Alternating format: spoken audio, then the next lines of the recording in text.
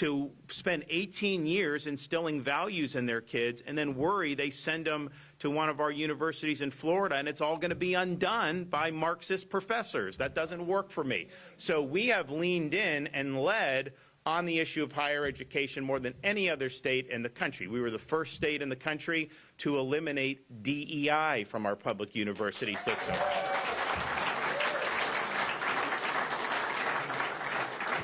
We're the first, and I still think only state, to enact reforms so that all tenured professors must undergo review every 5 years and can be terminated for poor performance. We've also worked hard to bring more conservative professors to campus, and part of that is we instituted reforms that lets university presidents and our boards of trustees recruit from other universities and give them positions without putting them in against the current faculty. Because what happens is you apply to be a professor, you go before the faculty, and unless you toe the ideological line, they will blackball you. And that's what happens. So we've gone around the faculty. It's not their responsibility. It's not their right to be blackballing conservative professors. And so we've now recruited all these great folks at the Hamilton Center at University of Florida, place like New College in Sarasota, and when we get done with it, the University of West Florida. You will see some big changes there, trust me. But in order to do this, it requires that the guy that you elected to be governor by a record margin, 4.6 million votes, that I take what you want to see in these universities and I use my authority to ensure that these universities don't run off the rail. So people would ask me when they had the whole Hamas stuff at like Columbia University, you literally have these Hamas people that are running the show at Columbia. They're taking over the school. And that didn't happen in Florida universities. And people say, well, you know, you're so fortunate that didn't happen in your universities. I was like, fortunate or luck has nothing to do with it. If any university president allowed that to happen in one of our Florida universities, they would no longer be university presidents in any of our universities because we would fire them. So you have to hold institutions accountable. And I think what's happened over many decades throughout the country is academia left to its own devices is absolutely going to run aground. They are going to go very hard left. They're going to be mired in all this indoctrination and all these ideological leftist fads, and we can't have that in Florida. So you got me in there. We make sure that we keep this thing going and obviously move it in a direction that's more reflective of the values of the state. And oh, by the way, that will also make the universities much better, okay? I mean, do we really need zombie studies programs like they have? I mean, it's ridiculous, some of the nonsense that they're doing. So we're proud of that. Now, in the Florida House of Representatives today, they are proposing a bill to undo this success. And this bill is proposed. I don't think she was the one that wrote it. I think this was the speaker told her to run it. But from Escambia County, Michelle Salzman. And, you know, she had been a very good ally for many years. She had a good conservative record. And I think what happens is these people go to Tallahassee and they go native. She's doing the bidding of the leadership and the staff. She's not doing what you sent them there to do. You did not elect her to undo our conservative reforms in higher education. Because I'm confident if she ran on that, you wouldn't have elected her in the first place. And yet she is proposing a bill co-sponsored by the most flamboyantly left-wing Democrat in the entire Florida House of Representatives, is a co-sponsor. So do you think the far left is going to co-sponsor bills that are going to further our mission to make sure that we don't allow our universities to be leftist bastions of indoctrination? Of course not. That liberal representative is doing it because she knows this will kneecap the reforms that we have put in place and we continue to build on. They even write in this legislation that the governor and the governor's office can have no communications involving who gets selected to be university presidents. Imagine that.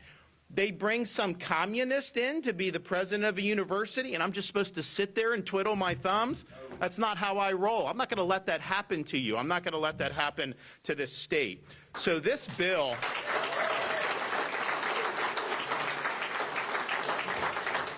what this bill does, House Bill 1321, it removes the ability of us to ensure that we're holding universities accountable. So, for example, you know, we had the DEI elimination. Well, you got some guy at University of South Florida who was like, oh, well, we're doing it by another name. Okay, well, you're fired. You got rid of him, right? You have to have that accountability.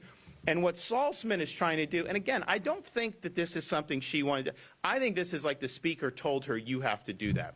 And so, but what the bill would do was neuter our ability to keep universities in line and to build off the success. Because you know what? Like, if we can get, you know, good, strong conservative leaders to be willing to run universities, that should be a good thing. You want the governor involved in ensuring that.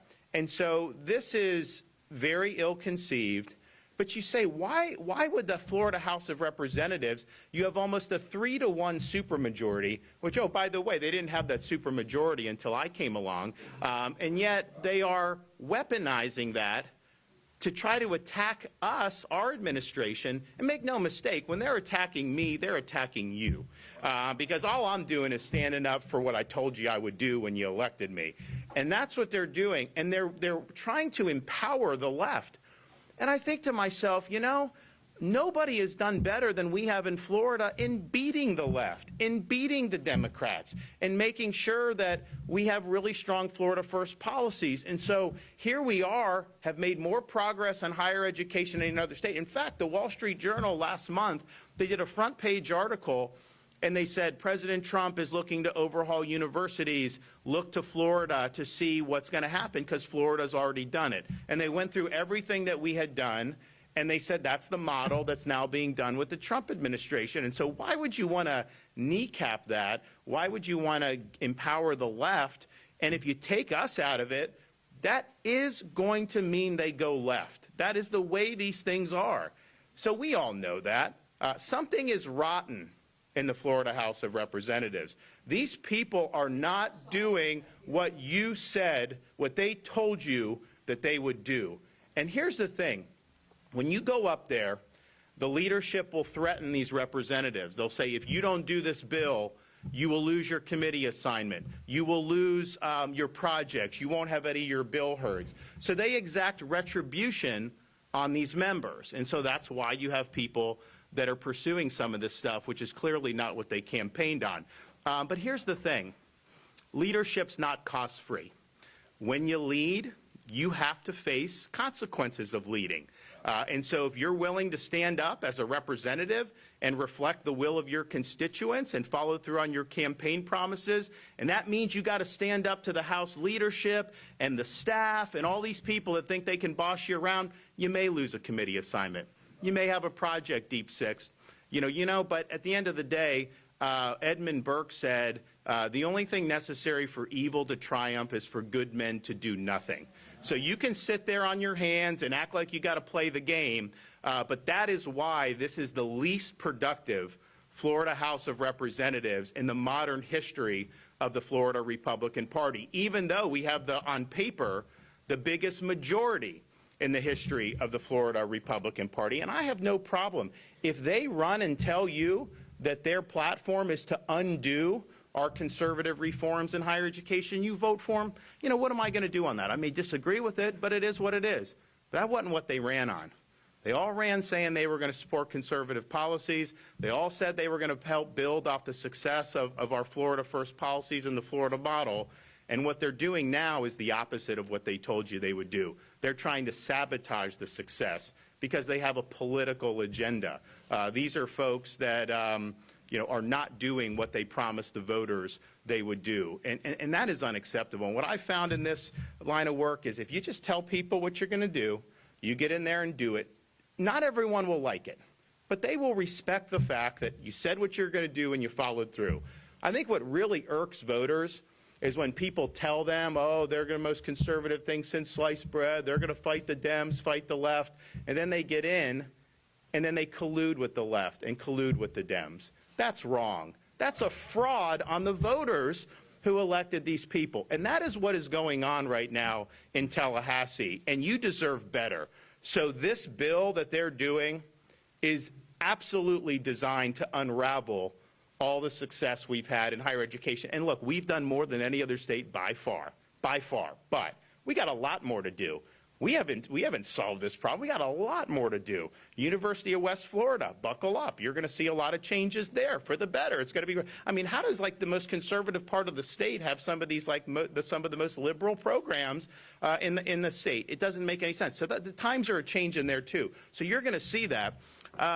So we've got a lot more to do.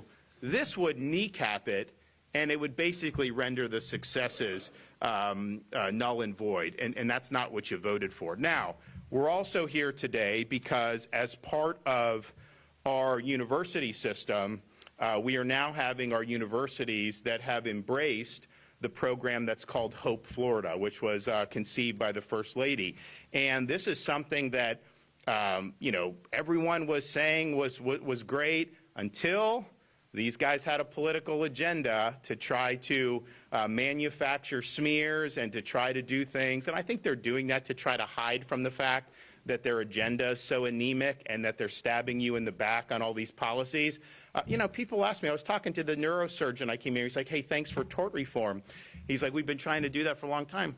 And I'm like, you know they're trying to undo that. And he's like, yeah, what the heck is going on? I thought these were Republicans. The Republican House that you elected that already did this in the years past since I've been governor, they're now trying to undo it. There's like a flurry of bills that none of you have asked for, but that every single one of them would have one impact. It would serve to funnel more money to liberal trial lawyers. Is that good for you? Is that going to be good for your costs and businesses? And of course it's not.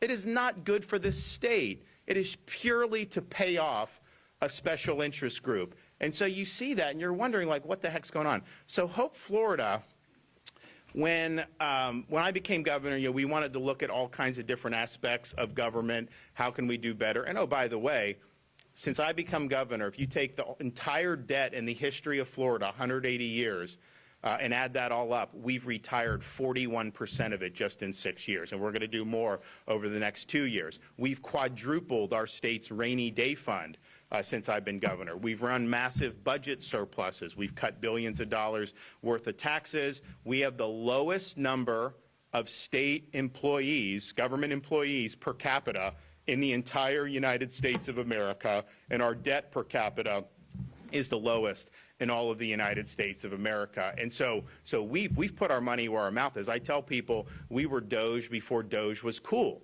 And you've seen that. And we're always looking to do more. And I'm working really hard on local governments now, too. So we tried to do all these things, and it spanned a bunch of stuff. But, you know, my wife, the First Lady, had an insight about our child welfare system and larger welfare programs from there.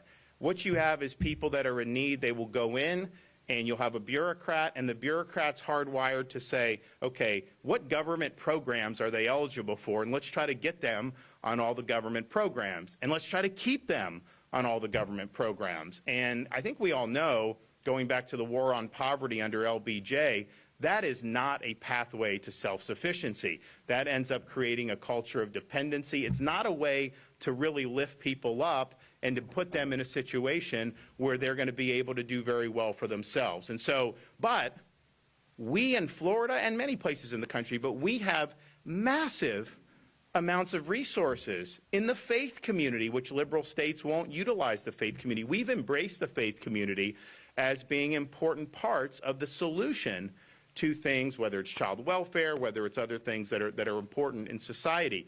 We've enlisted the support of charitable organizations. We've enlisted the support of businesses in the business community, individuals, all to be part of this Hope Florida model, which says, let's get all these people together. Let's make sure there's a place where they can be notified that people are in need. And so the job of the bureaucrat is no longer to find out which government programs they can get you on. The job of the bureaucrat is to be a navigator, to navigate the person in need through all the available resources that are in our communities. And guess what? If there's a need and you have the church come and fill it, the chance that that person is going to go back to government declines dramatically. They have much brighter horizons. And since Hope Florida has been up and running, you've gotten 30,000 people off of government assistance and saved the taxpayers $100 million. And so that's a success. That's what you should want. And oh, by the way, it didn't cost any money. This is just repurposing the folks that we have there. And so the taxpayer savings is really significant, but it isn't like we needed like a massive program to be able to get this done. So we've seen the ability of this to really, and you'll hear from some of the groups who've benefited and some of the individuals who've benefited, but this is a model that is really spread not just for the Department of Children and Families, but in many other aspects of Florida life now. And so today we're proud to announce that Hope Florida now has a liaison station in each of our 28 state colleges, which we really are thankful for that. So these liaison will act as a point of contact between the state colleges and Hope Florida. They will be trained experts in the Hope Florida model, and they will receive Hope Florida materials to distribute within the office, and they will train others on the philosophy and foundations of Hope Florida. So why have it at like a state college?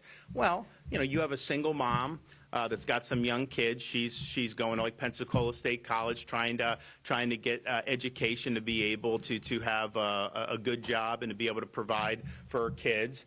And maybe misfortune strikes. Maybe she gets evicted from her apartment. Well, if you are just at a state college or you're just doing normal, you go to government, maybe they can help. I'm not saying that people don't want to help, but with Hope Florida, that's going to go out to the portal. All the faith-based groups, all the charitable organizations, local business individuals, they're all going to get this alert that we've got a student at a state college that has 2 young kids and she's in need. And guess what? You are going to see the churches and the charitable, they're going to swoop in and they're going to help this individual. And so this is something that's really, really impactful. So I'm excited that this is happening. Now, this just blows my mind. These guys in the Florida House of Representatives, you got a cabal of them in the leadership. They are colluding with liberal media and the Democratic Party in Florida to try to manufacture smears against Hope Florida, against me, against the First Lady. And what I've told people is, I've been doing this for 6 years. Every single time I roll out of bed, I face attacks from liberal media and the Democrats. That's nothing new. They're going to manufacture whatever they can. But to have Republicans in the Florida House leadership colluding with these people, when they're doing that and they're not cutting your property taxes, they're not fixing the condo crisis, they're not doing the things that voters want them to do, make no mistake about that. They are stabbing you in the back. They are refusing to do their jobs, and they are trying to manufacture smears to support their political agenda. And it's interesting, you know, these House members, I do a Governor's Cup where we raise money for charity. We did the Governor's Cup last year. We did it over in Watersound. We did this Governor's Cup. We raised massive amounts of money in the Governor's Cup for the direct support organization affiliated with Hope Florida. They were all a part of this. They were all singing the praises. And so they think that there may be some political angle.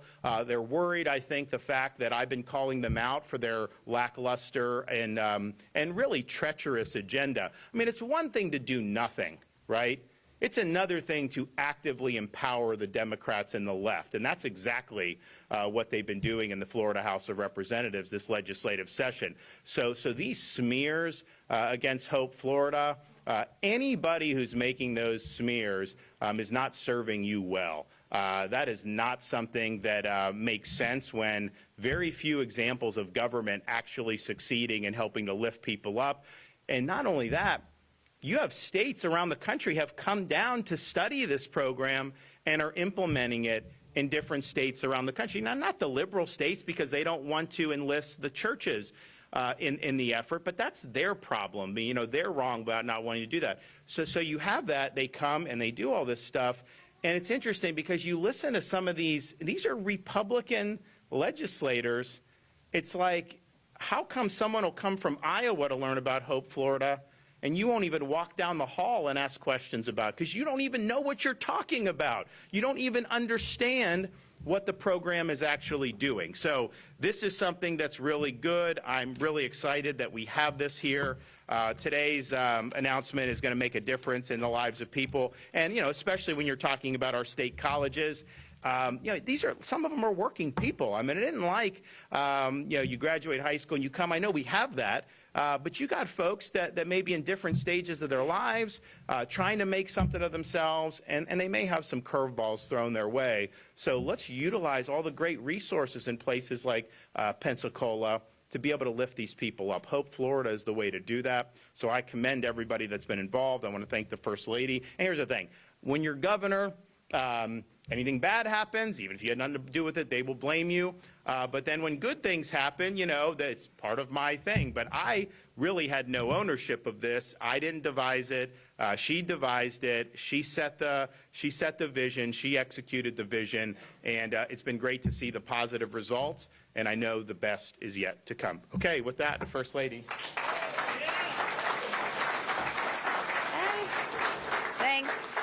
Thanks for having me. Just first and foremost, I want to say it is an absolute honor and a privilege to be able to serve as First Lady. There's not a day that goes by that I don't think about how I approach this job with a lot of humility. I understand and realized very quickly when the good Lord puts you in a position to be able to make a difference, what do you do with it? And it's been just very humbling. But when he was first elected in 2018 and then you get into 2019, I had a choice at that point in time, right? People were saying, what are you going to do? Like, what's your one initiative? Are you just going to read to children, which is great. Like, I do that. I read to my kids every night. I go around schools. I do that. But what are you ultimately going to do? And I said, you know what? I don't know.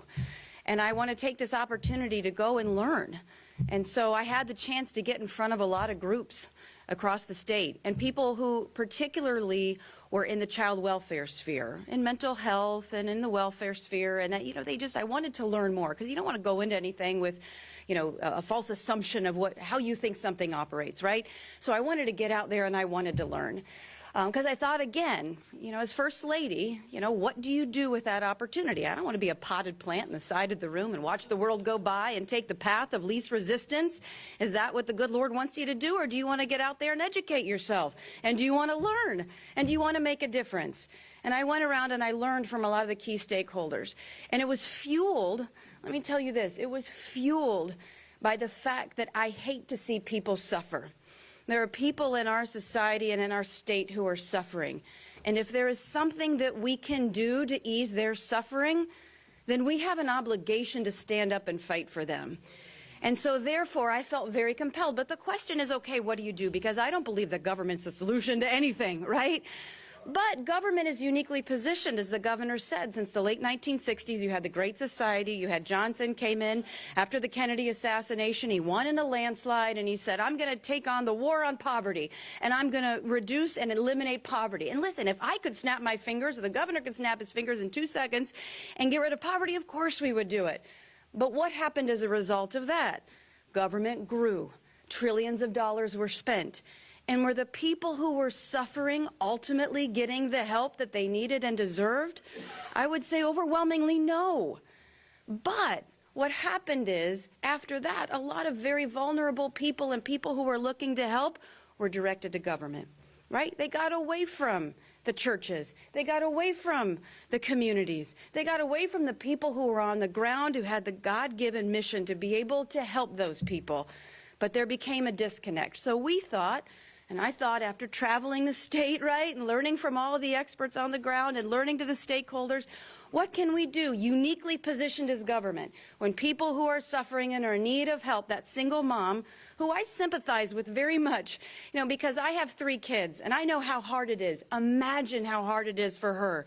Imagine how difficult it is for her to figure out how she's going to put food on the table, how she's going to have her kids home for dinner, homework, keep down a job, keep the lights on, to do everything that she needs to do. Who's fighting for her?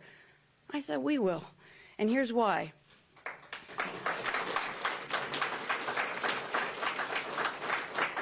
Because when you're coming into government, we have an obligation to be able to connect them with resources exterior of government. What do I mean? So when I was meeting with people on the ground, I saw one thing very clear. There's so much good being done in the communities, but it's all siloed, right? So you have the nonprofits, you have the faith-based communities, you have the private sector, you have the state government, you have the local government. They're doing good things, right? But they're not communicating, and they're not communicating, and they're not collaborating on behalf of that single mom. So we said, okay, without growing government, right? Because the closest thing to what is eternal life is a government program, right? Is that Reagan? So it's not to grow government, but what we can do is we can transition people who are processing government assistance, right? So TANF and SNAP and those sort of benefits. Why don't we transition them over to be a part of the solution? Why don't we empower them now when that single mom is calling in to be able to say, okay, how can we help you? What do you need? Instead of, here's your check, I hope it goes well, we'll see you in 6 months, and whatever. No. We said, and actually talking with a lot of these navigators, they feel empowered for the first time in their lives, like they can make a difference, right? So now you have this single mom, you have this navigator who used to just process payments as a part of the solution. She says, what can you do? Or how do you need help? She says, well, I'm having a hard time keeping the lights on. I'm having a hard time putting food on the table. I don't know what kind of job I can get. I don't have a high school diploma. I don't know where to go. I don't know what to do. Well, that navigator becomes a mentor for that mom. And she says, we've got you. We're going to help you. We're going to start here. And when you start here to meet needs, what does that mean? It doesn't mean government. Of course, if they're entitled to benefits, you do that. I mean, there should be a safety net to be able to support people. I think the taxpayers would be in support of that. Not in perpetuity, but right, okay, let's help. Now let's look exterior of government. Let's look to the nonprofits. Let's get a Rolodex together. It's so funny, I say Rolodex, and the kids are like, what's a Rolodex? And I'm just like, okay, Siri. You're asking Siri, right? Or I guess we're getting to the point where it's like Grok or whatever. Grok, you go to Grok. Ask Grok. What are the resources available within the community? So now they're looking through the Rolodex or whatever, and they're finding, there's all these great things to be able to put pieces together. It's not, go call this person on and I hope it goes well. It's holding their hand and helping them and trying to say, okay, yes, there's this, and I'm going to talk to Sally. Sally's going to be able to get you this, and we're going to do that. But let's say, for instance, you don't have any nonprofits that's able to service, that single mom in need, right? What do you do? We are the first state in the nation with pride to tap into our faith-based community. We have 16.5 million people of faith across the state of Florida, 20,000 institutions of faith who have always been there and ready and willing to help. The two never knew each other existed because somewhere along the way, government got involved. So what do? We say, okay, we've enlisted thousands of churches. So now you got that single mom, you got the navigator who are having a hard time putting food on the table. I got you. They literally, the navigator will input into an electronic system, right, the need of the single mom. Let's say she can't put food on the table. They'll say, hey, churches, there's a single mom and she's having a hard time with groceries and food. Can you help? ? Goes out in the form of immediate electronic alert to our participating faith-based organizations. They all compete. And it's a competition. Who can get it first? And they're legitimate needs, right? These are coming from reputable sources. They need help. They got it. They literally deliver that to her front doorstep. They show up with a plate of lasagna. They show up with groceries. And you know what else they show up with? Hope and love. Because what has just happened? Government has made a connection between good people in need of help, good people who are willing to help. The two just came together. And you know what? Government, in a lot of instances, can take a step back because a lot of their work is done. However, it doesn't end there, right? So just as I've said, you have these navigators who are mentors to the mothers or to anyone, right? So foster, adoptive families, our veterans, elders, whatever it might be, anybody who's looking for assistance, they're going to be able to help provide those services. But let's say that single mom is looking for help with her kids. We are doing so much, thanks to him, with the Fatherhood Initiative, thanks to those in the legislature who have been supportive, to be able to provide mentorship opportunities for children. So now think about this. The navigator, we're meeting immediate needs, you're helping to mentor the mom, but all of a sudden along the way, the navigator can say to that mom, hey, take a child fishing. There are big brothers, big sisters. There's all of these mentorship programs to help the children live up to their God-given potential, because I can tell you the one thing that I have seen with such humility. I've been able to meet kids through this program with the Department of Juvenile Justice, where kids who have been abused and neglected, and they've just gone through hell, frankly. but I get to meet them because they become ambassadors. And why are they ambassadors? Because they've overcome just unsurmountable odds. And their success stories are unbelievable, like class presidents, first one to graduate from college, entrepreneurship, all of this. And I ask every single one of them the exact same question. I said, how did you get to the governor's mansion? Like, you've overcome a lot. I've seen your stories. How did you do that? And they all give me the same answer. They don't realize they're doing it, but they do. They all tell me the exact same thing. They said someone at some point took an interest in my life and gave me value and gave me worth and gave me hope. And that changed everything. So think about this philosophy, right, of Hope Florida, right? So now you're helping the mom, you're helping the families, you're helping the children to get the mentorship so they can have hope, that they can overcome. But it doesn't even end there, right? Because of everything that this governor has done, vocational and technical and higher education, and all of these opportunities to be able to get skills, to be able to get a job, to live up to your God-given potential, and ultimately to be happy and successful. It's there, but think about it. You can have the best resources in the world. If you don't know that they're there, what good are they? It's so hard to find. Even Grok would have some problems trying to figure out all of the different wickets, right? So if you're a mom and you don't even know where to start and you're trying to hold down the fort, just imagine if you knew there's a job waiting for you over there.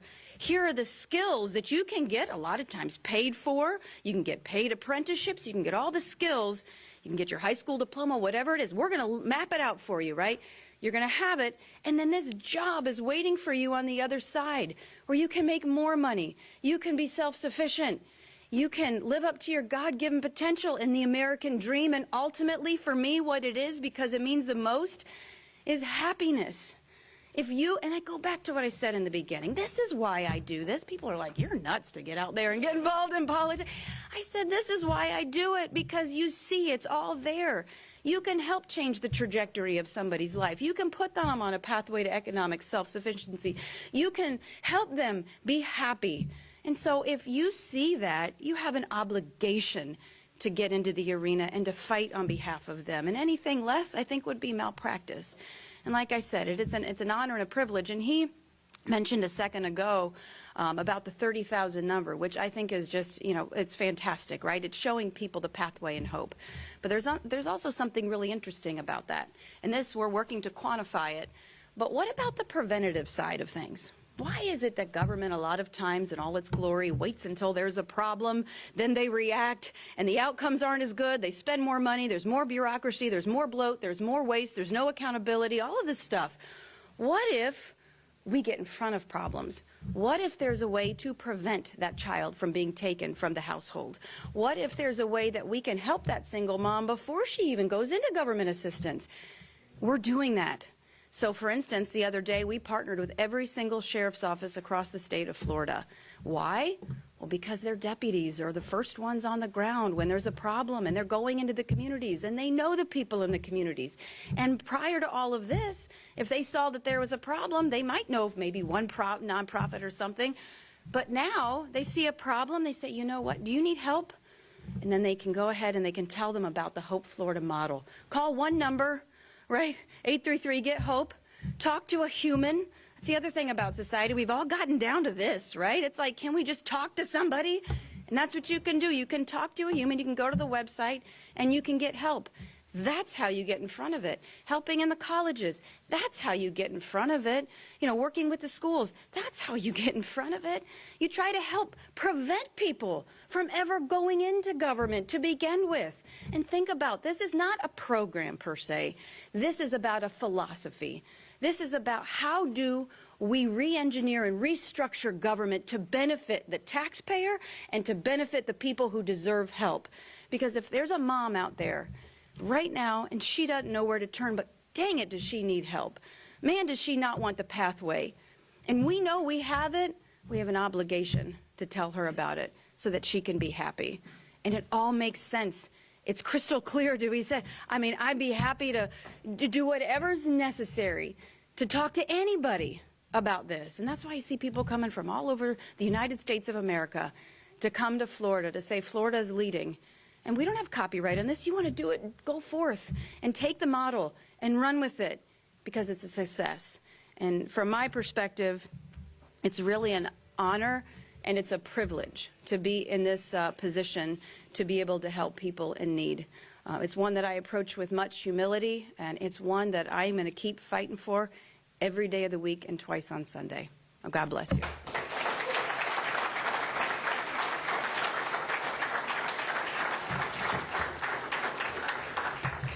Thank you, Governor. Thank you, First Lady. And thank you, Dr. Meadows, for your hospitality to meet here on campus. I just have a couple prepared comments just in support of this expanded opportunity with Hope Florida on the college campuses. As you heard the Governor and First Lady talk about, this initiative is going to be a new initiative to take place on our college campuses.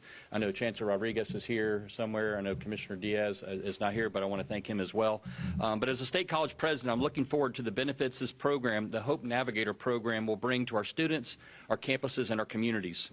I was honored to be part of a roundtable discussion that the First Lady held just several weeks back with a few college presidents and university presidents when this Campus Navigator vision was released. And now here we sit just a few weeks after the vision was released and have all 28 state colleges who have partnered with and designated an on-campus liaison to connect our most vulnerable students to resources. Like other colleges, we too have needs on our campus today. 1/3 of our students qualify for federal financial need, demonstrating demand for community support services. We have students currently enrolled who have utilized the homelessness tuition exemption. We have many students who today are food insecure and rely on our Raider Pantry for food. Our college also sits within a footprint of 2 school districts which report over 50% and 47% respectively of students on their free and reduced lunch program, noting the continued need in our college's service territory as these students give thought to any post-secondary journey. One story, it's a testimony, is our students services team has worked with high school guidance counselors in the past to help assist students with admissions, financial aid, and program completion. One such success story is with assistance.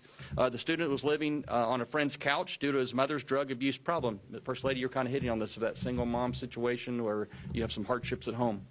The student completed his Association of Arts because of the assistance degree and then went on to finish the Association of Science and Physical Therapy Assistant program. This person is currently employed full-time now and has at an internship location and is applying to complete his bachelor's degrees. Why? Because they had hope. I believe behind a testimony like this, there's countless others opportunities, and I believe the Hope Navigator program will be a catalyst to help others on their journey, give them hope, and increase testimonies like this on each of our 28 college campuses. I'm looking forward to having our in-house and on-campus trained liaison be the one-stop shop for our students who might have a need around food, work, childcare, housing, and help connect them with the possibilities and hope coupled with post-secondary educational opportunities. I'm encouraged and on board because a program which honors and helps our students instill hope to dream will be a great tool for our students to have. I believe that a student who can get the help through these real and raw troubling circumstances and have someone trained who can listen to them, remind them that they are significant, extend a hand to meet a need, and point them into the possibilities of tomorrow is absolutely a great way to go. And it is a great win for our students, the college, their family, the community, and whatever else new opportunities they have in their journeys ahead. Governor and First Lady, thank you so much for expanding the tent pegs of this program to give it navigated possibilities of hope for our next generation. Thank you so much.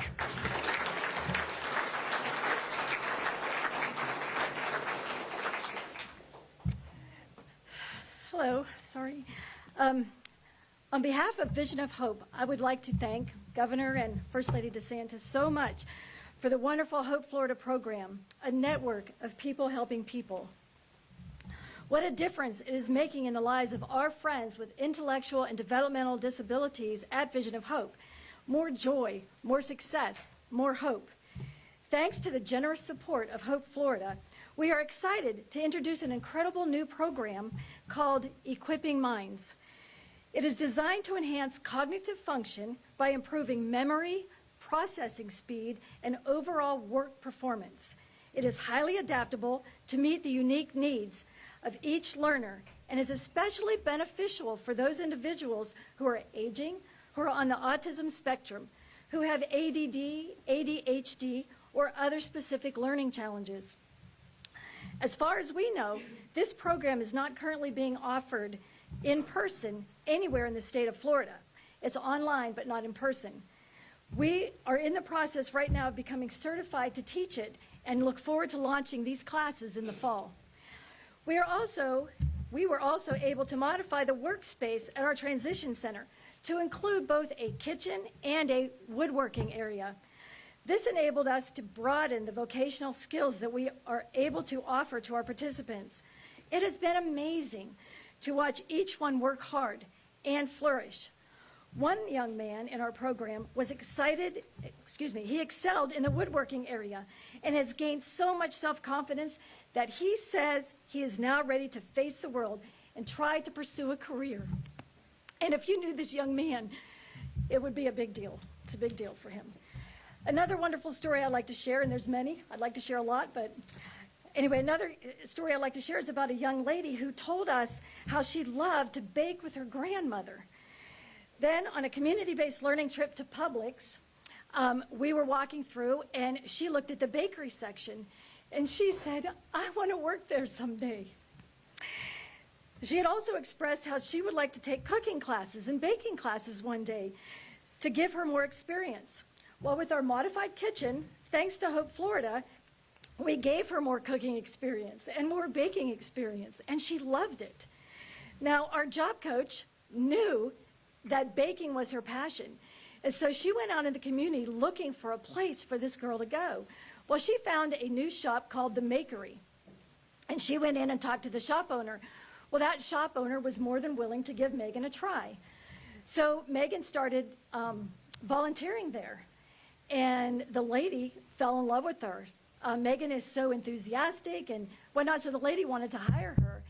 And so now I'm happy to say that Megan is now in a paid position at the Makery, and she is also pursuing her culinary certificate at Laughlin Tech this fall. So thanks to Hope Florida, her dream is coming true. At one time, she had said that she was scared to be an adult, but now she loves it. She loves it. The gift from Hope Florida helped Megan's dream come true, and it has helped each participant in our program become more confident and more eager to become a valued member of the community. Thank you, Hope Florida. Thank you, First Lady DeSantis and Governor DeSantis, for making all of their dreams come true. Okay.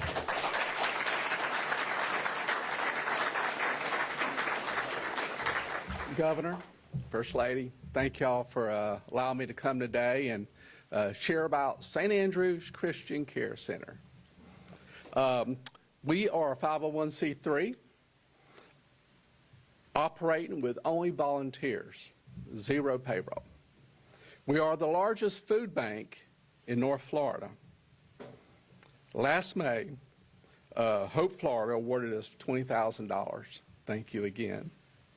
With this money, we were able to buy at 7 cents a pound from our partner Feeding the Gulf Coast. We're able to feed 21,558 people, clients. In total, in 2024, we fed over 66,000 clients and clothed over 56,000 clients. And if you do the math, Hope Florida took care of a third of our food expenses for 2024. That was a blessing. All of this would not be possible without Hope Florida. We use the award to feed our clients that are struggling with health issues, disabilities, homelessness, single parents, grandparents who find themselves caring for grandchildren, those moving from incarceration back into our communities, and other low-income persons.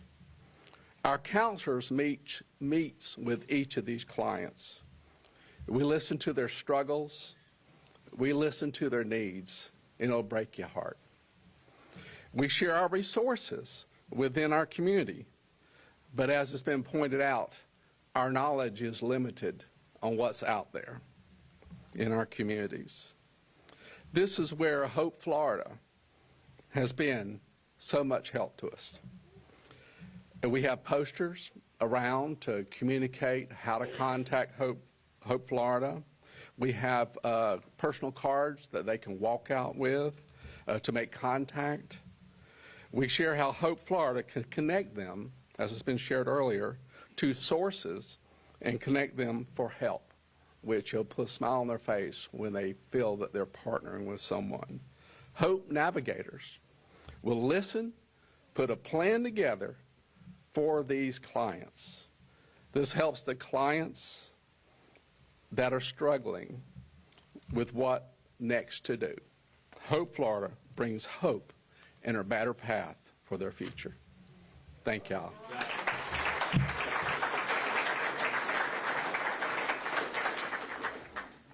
Hi, my name is Mary Lou Chapman, and I am a Hope Florida participant. So Hope Florida helped me and my family so much during one of the most tragic losses my family has ever faced, and hopefully ever will face. I was living bill to bill when I lost my son, so the bills continue to stack up. They don't just go away when you face a tragedy. I was in the hospital, and I had just gotten my car back out of the shop a week before I went into the hospital, so that was a whole nother bill, and it was just like, it was bombarding me. So I was at a loss, and I worked in the office at that time, making a low wage, and it just wasn't working out, so I ended up looking for another job. And with that, found Hope Florida. Hope Florida provided education, basic needs, transportation, and even employment resources. They helped me with my resume and stay off of welfare. I got a job within 2 weeks of leaving the office, and it changed my life. I am now a manager there at Terry's Pool Service and don't even need daycare vouchers anymore, which is huge. I went from the bottom to the top with the help of Hope Florida, and I am completely self-sufficient, and while I still have struggles, I now know how to manage the struggles. I budget and use all the resources I can. Hope Florida gave me hope at a time I needed it most, and I can't thank them enough for all of their support. I literally don't know where I'd be without them. Ashley Bestison, my Hope Navigator, was there to support me and answer any questions I had along the way, and she's still there to this day. I got a certificate of participation. I put in the work, and that's the most important part of this program, is you have to be willing to put in the work too. You can't just expect it to be handed to you. You got to try. And they tried with me, and it worked. And I'm a success story walking around now, so thank you.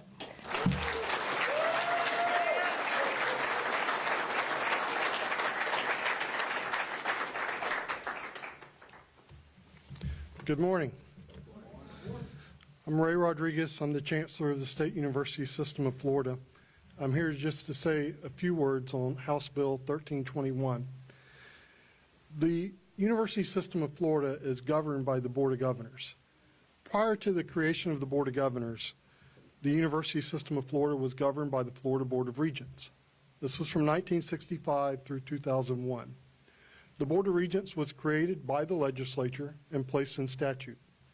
In 2001, after conflict between the Board of Regents and the legislature dissolved the statute, repealed it, and eliminated the Board of Regents. At that time, boards of trustees were created. Then U.S. Senator Bob Graham, who had previously served as governor, felt it was a mistake to not have a central oversight for the State University System of Florida. He championed a constitutional amendment, put it on the ballot, and in 2002, the voters approved the creation of the Board of Governors to serve the role of managing the state university system. If you look in the early years of the Board of Governors, it was created in 2003 after the 2002 election. There was questions of where the authority lied, 2003, 4, and 5. Because the question was, could the Board of Governors enact regulations that were not in compliance with existing statute? There was a question of where was tuition to be set. Was it to be set by the legislature or the Board of Governors? Then U.S. Senator Bob Graham sued the legislature over these questions to go to the Florida Supreme Court and have those questions of authority answered. The Board of Governors in 2007 joined that litigation. They were a party to the lawsuit. In March of 2010, there was a press conference.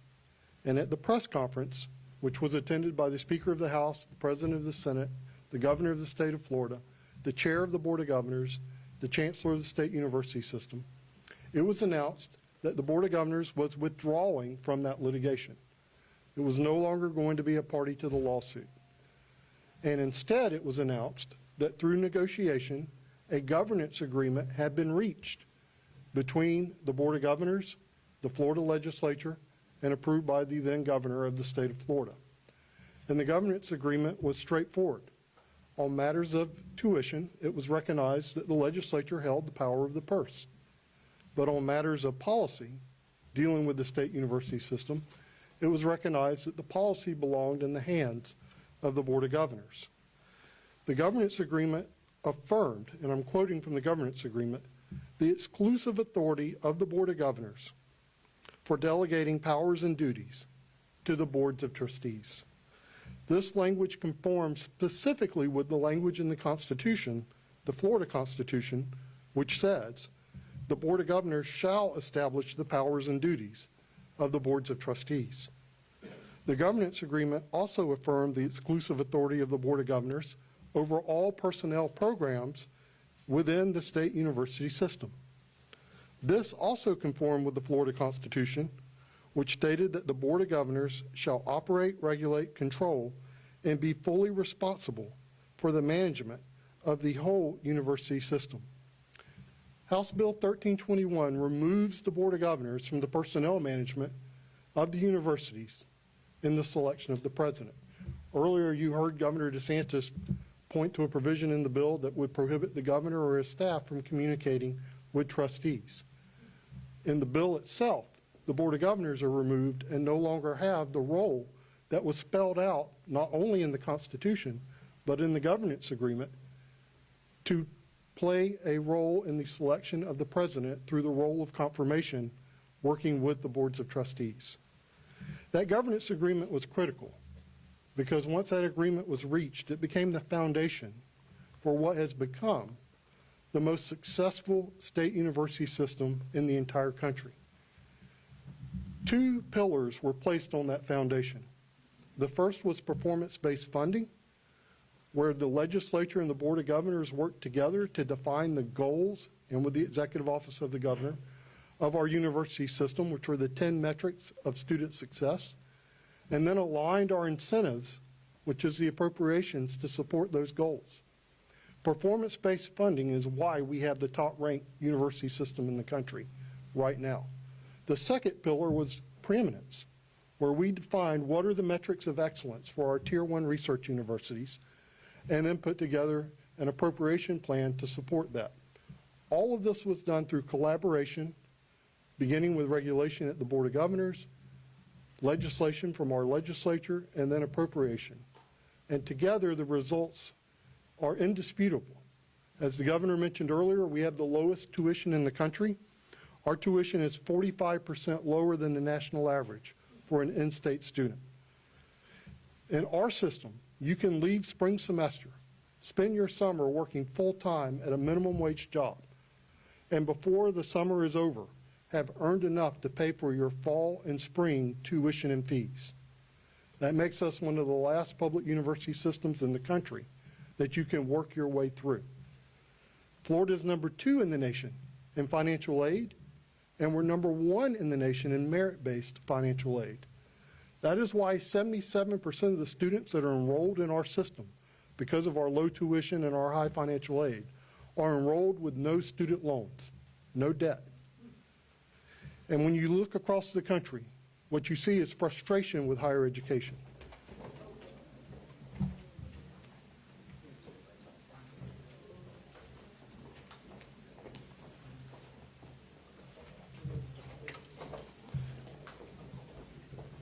Fortunately, we do have a doctor in the house.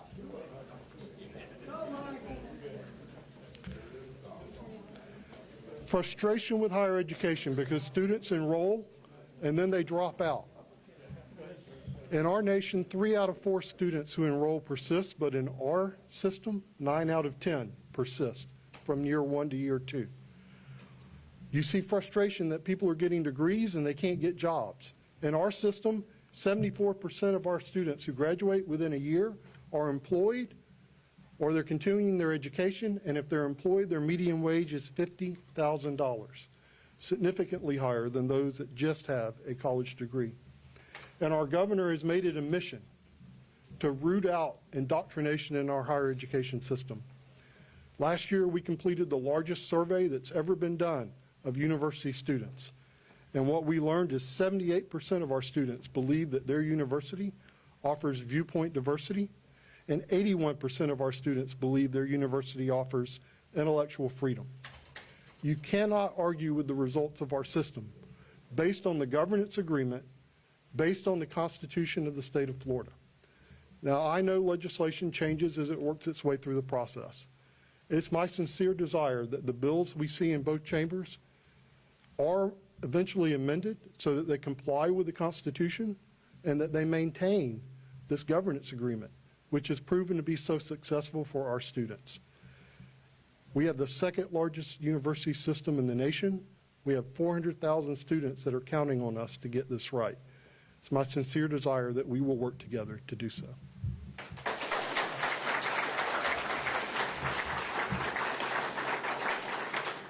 Or I can just veto it and just keep doing what works instead of. But so I'm going to bring up. I'm going to bring up former Rep. Rudman in a sec, Dr. Rudman. But you hear what Chancellor Rodriguez is talking about. You heard what I articulated. And the question is, why the hell are they doing this? This is not what you asked for. None of them campaigned on this.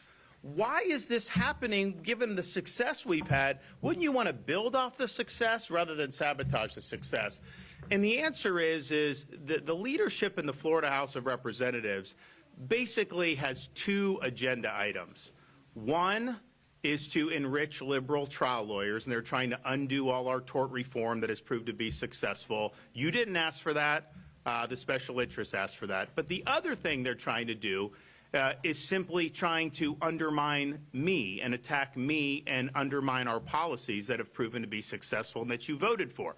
And I would have no problem. I mean, if your reps ran saying that if you elect them, that they were going to go and work to sabotage the governor's policies, and you elected them, hey, it is what it is. But we all know that these reps would not have gotten elected in the Panhandle or anywhere else if that's what they ran on. You want them to be able, you want them working with us to continue moving Florida forward. And so this is all part of an agenda to simply try to attack the governor's office and undermine our policies, which is a fraud on you. They're turning their back on you. And here's the thing, the leadership, the staff, these people, this is not, I mean, they have more in common with the Democrats, quite frankly, than Republicans.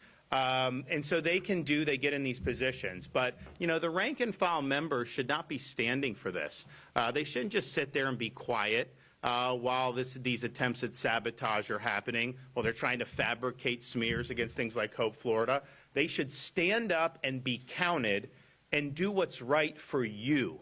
Maybe they'll lose a committee assignment, so be it. Maybe they'll lose a project, so be it. Maybe they will lose a bill, so be it. That's the price of leadership. So we need leadership in the House of Representatives, and we need to stop the nonsense. Dr. Rudman.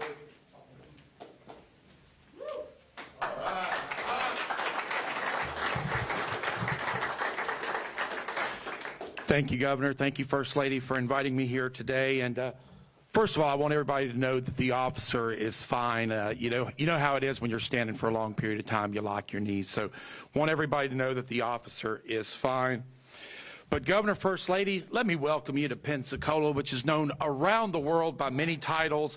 America's first city, the city of five flags. But Governor, make no mistake, this is DeSantis country.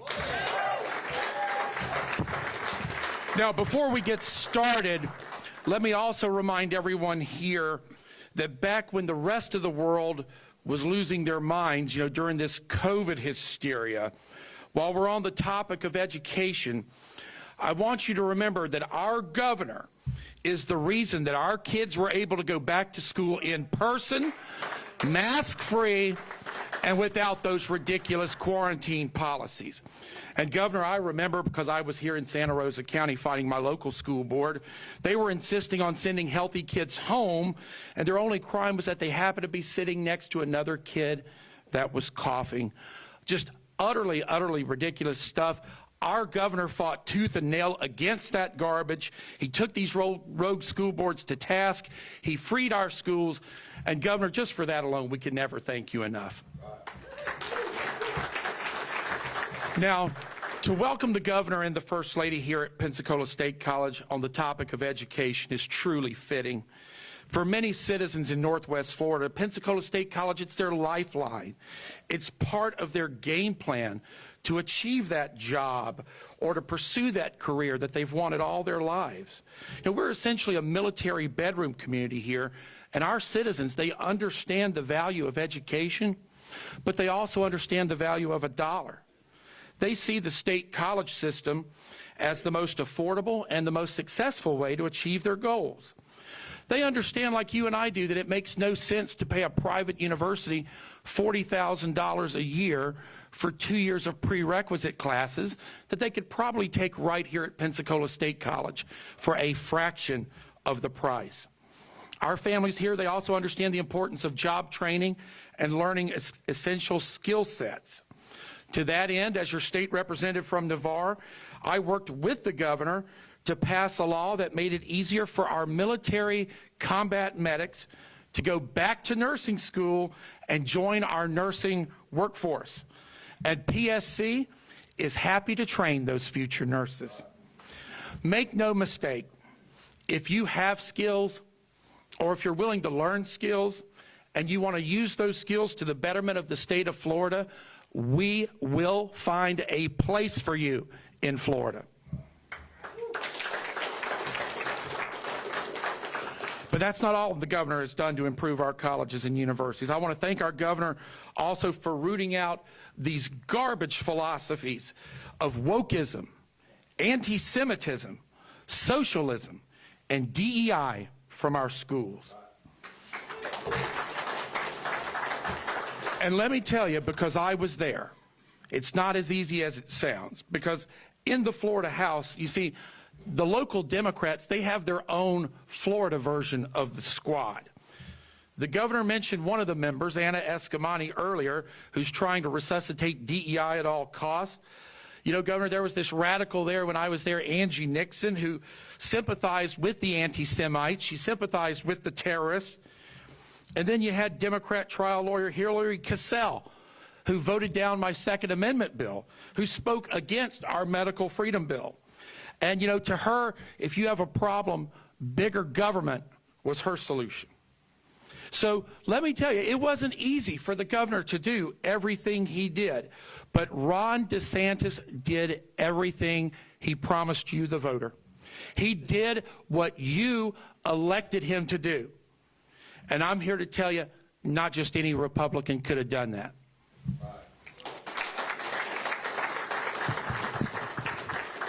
Now, case in point, let me fast forward you to November 19th of this year. As the governor said, there's a brand new speaker in the Florida House, brand new leadership, brand new staff. You know, it's a whole new way of doing things.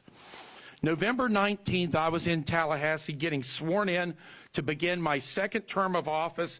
And by that afternoon, every single Republican member of the Florida House was summoned to a learning session on how to be a better legislator. So you thought maybe they're going to talk to us about conservative topics?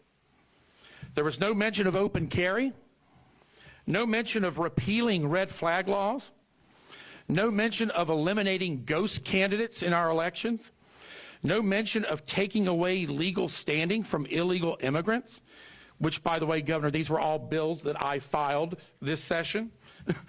Instead, leadership used our time to tell us that we're not going to listen to Ron DeSantis anymore. They literally said, we are not going to be Ron DeSantis's dog, only they didn't use the word dog. They used a vulgar term instead. But Governor, don't take it personally, because the very next bullet point in that listening session, the very next bullet point was they weren't big fans of the Senate either. So their intentions were very clear to me from the outset. What you're looking at, this was a planned ambush. Not only were they going to fight your governor at every opportunity, they actually went out and got themselves 2 Democrats, 2 people who had just voted for Kamala Harris, and they made them members of your Florida Republican Party in order to boost their ranks. So, as the second most conservative member of the Florida House, I couldn't go along with this agenda. So I left the Florida House, a place where I, as a conservative, was made to feel very unwelcome. You see, this is a different Florida House, very different Florida House. Governor, I find it difficult to even call it a Republican House majority. I call it the runaway House, because they are running away from conservative ideals. They're giving Democrats the power to roll back all these hard-fought achievements. And how bad are things right now in this runaway House? Well, let's go back to those squad members that I mentioned earlier. Anna Escamani, who we've brought up a couple times today, she is co-sponsoring the bill that wants to stop our governor from eliminating wokeism. Squad member Angie Nixon has taken to cheering on local Representative Alex Andrade, who is using his committee. Oh, we'll get to Alex in a minute. Angie Nixon is retweeting his tweets because he's using his committee to enact lawfare on the governor and our wonderful First Lady. I mean, it's disgusting. And believe it or not, the last member of the squad, Hillary Cassell, you're not going to believe this. She was welcomed with open arms into the Republican Party and made a vice chair, where she is essentially second in command in the Florida House right now. And she has begun systematically dismantling the homeowners insurance reforms that we fought for 20 years to pass, and she's making sure that she's fattening her own wallet in the process. She literally went on TV and said that Danny Perez is just the type of leader she always wanted to serve under. So this, unfortunately, is the new math. This is the new runaway Florida House that Governor DeSantis, unfortunately, is left to work with. Now, I heard some comments there in the back, so I'm going to digress for a minute because I am sad to say that one of our own local representatives, Alex Andrade, has decided to interject himself into the mix. He's actually taking shots at our governor. We'll have to recall Florida. Well, Governor, just so you know, you are in DeSantis country, and these people, they know Alex Andrade well. I don't have to tell them that Andrade has a history of fighting conservative Republicans. And again, don't take it personally. When I had a blogger harass me on the campaign trail and get in my wife's personal space, I sued for a restraining order. Alex Andrade defended her. When a local conservative group, and we see the leader of that group right here today, Recall Florida. Chance, you know very well that when Recall Florida went up to Alex Andrade and asked him to support a bill that would allow you to recall corrupt county officials, he didn't support you, he reported your organization to the Florida Elections Commission. He tried to get you guys disbanded, which is just disgusting. You know, I could go on and on. I'm looking out there to see if the mayor of Milton made it here today. Is she back there somewhere? Mayor Lindsay, God bless you.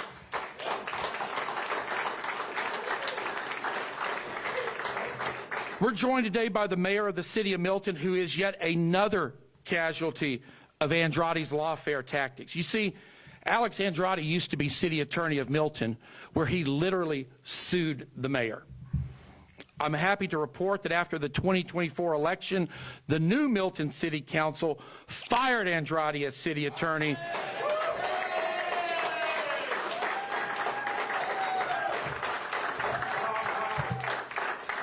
And let me just say, that's not the first black eye on Andrade's record. Now, I think most of y'all know this. I don't think the governor and the first lady know this, but they may find it enlightening to know that local gun store owner Chris Smith, Governor, he's a strong Second Amendment advocate. He believes, like we do, that we should have open carry and repeal those crazy red flag laws. Chris Smith has actually challenged Representative Andrade to a boxing match this summer. That's how well-liked Alex Andrade is in the district. So I just thought you might want to have that in your back pocket, Governor. So, ladies and gentlemen, understand, these are not good people lining up against this man. They may have an R behind their name, but they are not listening to you. They are not doing what they were elected to do. As I mentioned, 2 of their entourage were Democrats just 4 months ago. So you can imagine when I left the Florida House, and I'm reading all this in the newspaper just like you guys are now. I'm a private citizen. So as a private citizen, when I saw what Speaker Perez and the Florida House were doing to this man, to our champion, to the First Lady, they're letting in Democrats. They're turning your government over to Morgan & Morgan. They're ignoring open carry. They watered down or attempted to water down our governor's deportation efforts. They're thumbing their nose at property tax reform that we will all benefit from. So I'm sitting there watching this. I had a choice to make. Am I going to stand with America's governor, or am I in bed with Danny Perez and Alex Andrade in this runaway Florida House that had just welcomed in 2 Democrats? And not only that, gave them both vice chairmanships. So for me, that was an easy choice. I stand with Ron DeSantis. And we do. Well, and RC, these questions are for you. When it comes to homeowners insurance, are we going to stand with America's governor, who has already enacted meaningful reforms, or are you going to stand with this brand new Republican, Hillary Cassell, a trial lawyer who 4 months ago voted for Kamala Harris for president and who just filed a bill that directly benefits her very own law practice? We stand with Ron DeSantis, ladies and gentlemen. When it comes to tax cuts, are you going to stand with America's governor, who's telling the legislature we need property tax relief now? Or are you going to stand with Alex Andrade? Remember, this is the guy who here's from Pace, who here lives in Midway, who here lives along Avalon. Remember, Alex Andrade is the Republican who raised your fire taxes. Who are you standing with? I'm standing with Governor Ron DeSantis. And when it comes to your most treasured thing that you hold dear, your children's education, your investment in that education process, teaching your kids, rooting out these communist, socialist talking points, eliminating these DEI programs, are you going to stand with America's governor, or do you stand with Anna Eskamani and this Salzman bill that takes conservative warriors out of the picture entirely? Again, we stand with Governor DeSantis. Governor, I'm going to wrap up, but I just want you to know that, when you stand in Pensacola, you're standing in a place that has been home to some pretty historic governors, including our very first one, General Andrew Jackson. Let me tell you from the bottom of my heart, you are by far the best governor Florida has ever seen. And on behalf of all these Republicans here in Northwest Florida, I sincerely want to apologize for the appalling behavior of Representative Andrade and this runaway House. Their tactics are those that we would expect from Democrats. Their priorities, I promise you, are not the ones they ran on in 2024, and their actions are not representative of the will of these voters. When I was running for Congress, when I left the Florida House to run for Congress, I tried to warn everyone, the only people who can derail the Trump agenda were the people that were Republicans in name only. I think you're seeing that in the Florida House, but our governor Governor DeSantis, he is not going to let that happen. Governor, it's time to put on the armor of God because Pensacola, Florida stands with you 100%.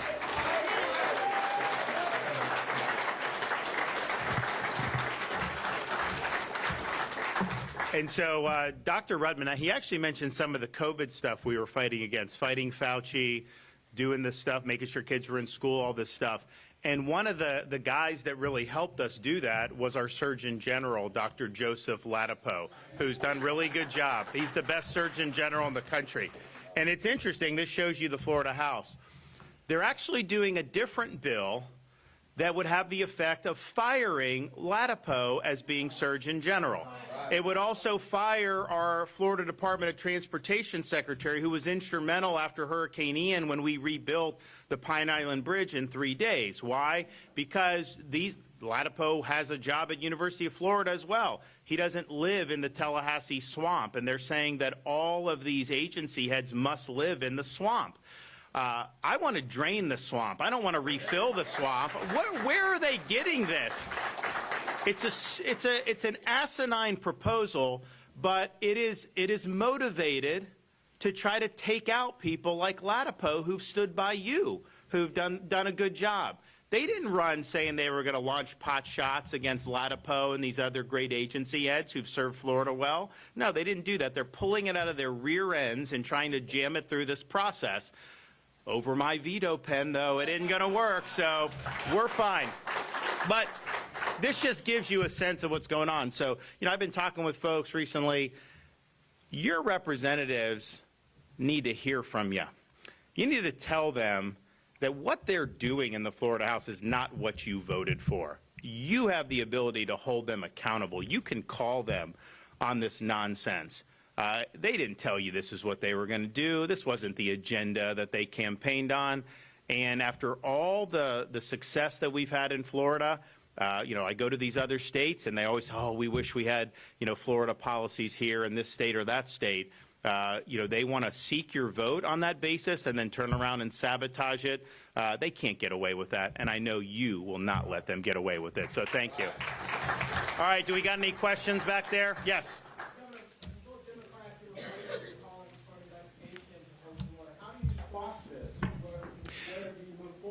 So, this is a manufactured hoax, and you have liberal media and liberal Democrats pushing this, and we have some of these leaders in the Florida House who are stabbing their constituents in the back and joining with liberal media and liberal Democrats. It is a farce. It is manufactured, and it's part of their political agenda. So they can continue to waste time. They're not cutting your property taxes. They haven't done a condo bill. Heck, Joel mentioned they fought me on immigration deportation. I called the special session. The Speaker of the House said it was premature. He said we didn't need to do it. He said that I was being irresponsible by wanting to assist the Trump administration to increase deportations. So these guys are colluding in the Florida House with these liberal Democrats and liberal media. And as I've said, I'm used to this. They've accused me. Since I've been governor, they've called me everything but a child of God. That is what happens. That's what I expect from liberal Democrats. That's what I expect from liberal media. I expect the fabrications. I expect the manufactured narratives. But I think on this time you have this junta in the Florida House that is doing this, and they're colluding because they know that you're on to what they're trying to do. They know that their agenda stinks. They know it's not what they promised you. So this is a way to kind of divert your attention from the fact that, some of these guys are doing the bidding of Morgan & Morgan. They're doing the bidding of the big weed cartel, True Leaf, running bills for True Leaf, basically bought and paid for by them. And they don't want you to know that. So they're going to try to manufacture. And look, some people feel threatened by the First Lady. Let's just be clear about that. They know this. They say, you saw her up here. If you're looking at, like 2026 and you've got, some horse, you don't want her anywhere near that. You're very worried because she runs circles around their people. Everybody knows that. So I think this is a total farce. I think Hope Florida has been tremendously successful. and that's obviously our government policy, the associated charity that supports the Department of Children and Families, that's where that charity gave money to these groups. That charity's given bonus to Hope Navigators. That charity has been instrumental in supporting organizations that have combated drug abuse. Because if you think about child welfare, the majority of child welfare cases, there are drugs in the home that the parents are using. And so I don't see how you could possibly solve that problem unless you're going to be serious about assisting in efforts to mitigate drug abuse. And so that's what the charity has done. It's been incredibly successful. They're just grasping at straws. They're trying to find stuff. They're launching wild accusations. But I don't think anybody's buying it. I think we've all seen this movie before. We know how, some of these liberal outlets and all this stuff and the liberal Democrats get spun up. The only thing different is that you have ostensible Republicans in the leadership that are joining in on this. And again, I think it's politically motivated. I don't think it's not a good faith effort on their part. Yes. Governor, with the president gutting the Department of Education and sending a lot of responsibility hopefully back to the states, what's your worldview on the state's influence in public schools and education as a whole?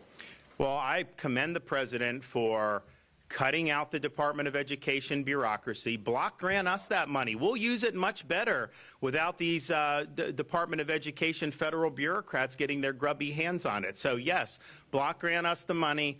The money will go much further. We will be able to get the job done, I think, in a really, really positive way. And I know they're still working through the details on that, but hopefully we're able to do that, and we're able to really focus on applying those resources in a way that are consistent with our Florida First agenda and policies. And if you think about it, remember, we were the first state, like people talk about this now. This was like 4 or 5 years ago. We were the first state, or one of the first states, to pass legislation protecting women's sports. We said if you're competing in 8th grade volleyball, that girls volleyball, that a boy can't come in and dominate that competition. That's wrong. That's unfair to the girls. And so we were happy to do that. It's sad that we even have to do that, but we did it. Well, the Biden administration, their whole thing was all about the transgender ideology.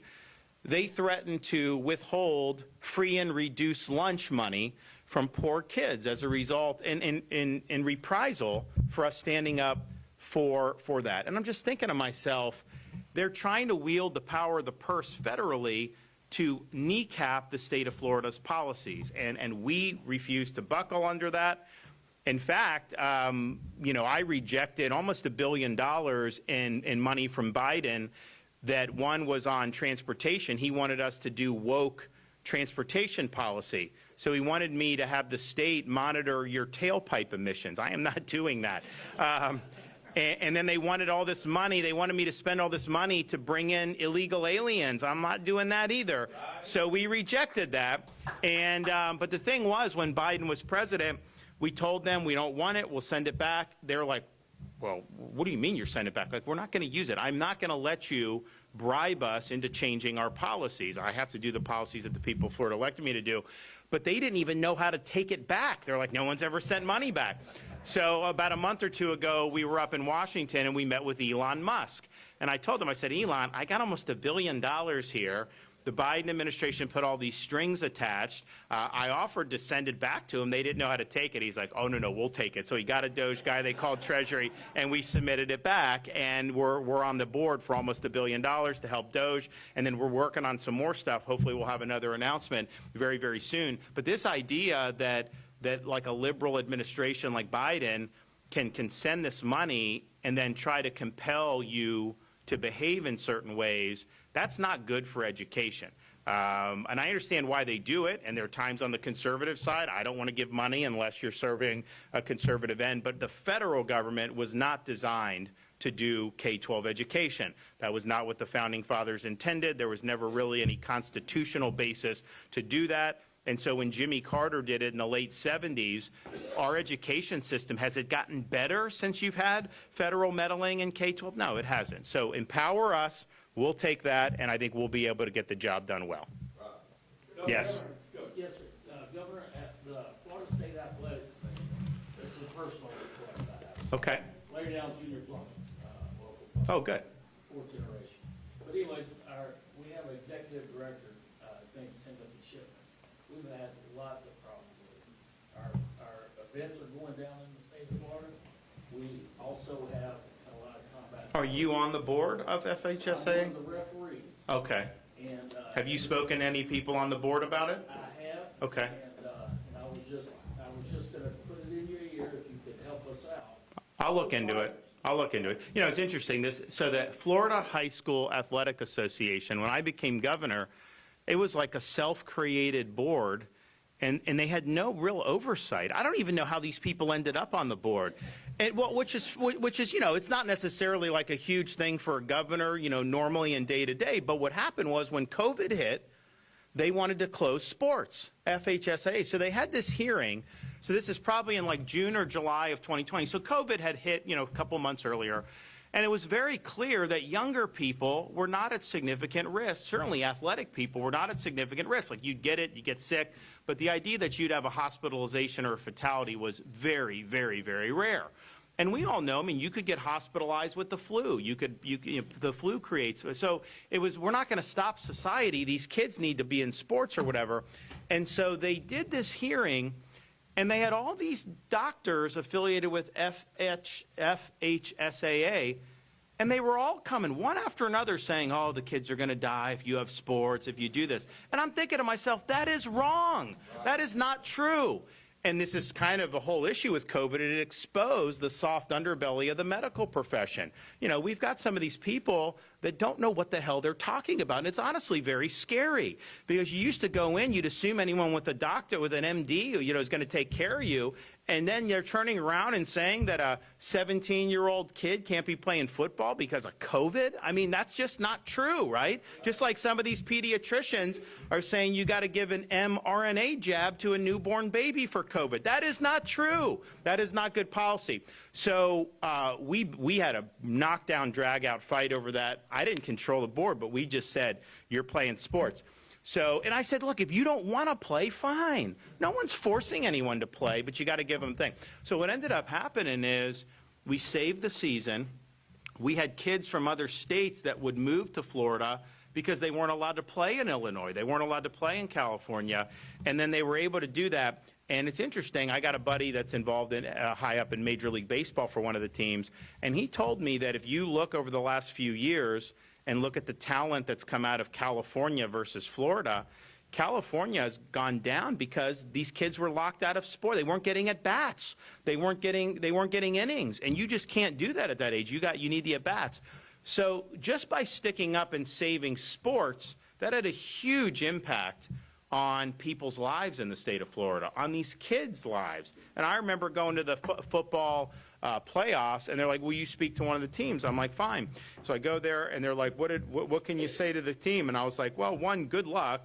Two, just understand, if you were in California, your rumps would be on the couch. You'd be watching football on TV. They wouldn't let you play football. So thank God you live in the free state of Florida. And everybody kind of got it. So now we have in place, so because of that, we actually did reforms of FHSA. So I've appointed board members, and I think these are folks that are going to be responsive, and so I can raise this issue with them.